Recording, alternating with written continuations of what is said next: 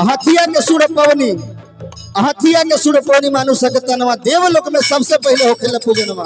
और का हर की देवलोक में सबसे पहले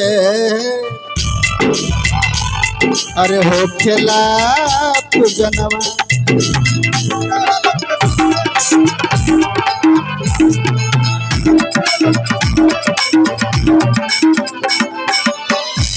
अरे तरी धिया रसीधी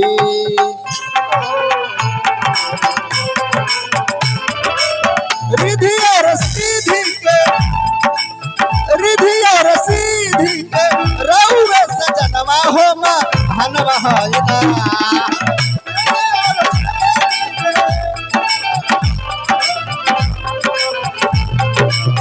रिधिया रसीधी के रउआ सजनवा हो मा हनवा हायना। ये हो गौरी के ललनवा हो मा हनवा हायना।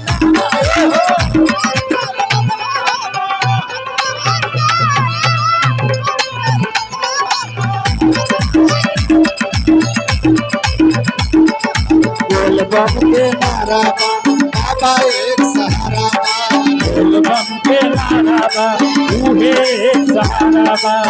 हाथी ना घोड़ा कौनो सवारी, हाथी ना घोड़ा कौनो सवारी। तो दुआरी हे भोले नाथ पैदल की तो दुआरी। हो गौरी के ललनवा हो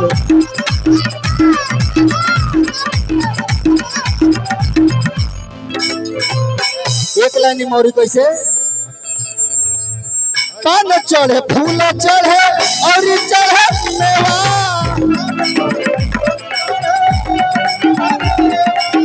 लड्डूअन के भोग लगे संत कर सेवा।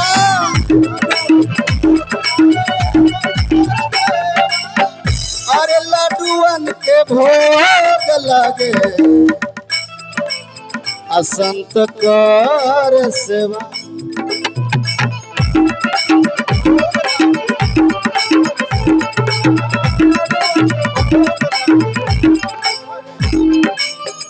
अरे तो ललन मिंटू लाल संग है,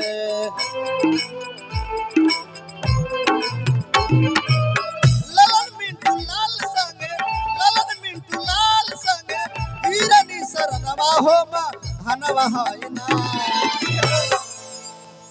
हर की देवलोक में देवता लगवा अकर गुण गनवा हो मा हनवा हायना। ते हो अगौरी के ललनवा हो अरे महानवा हायना।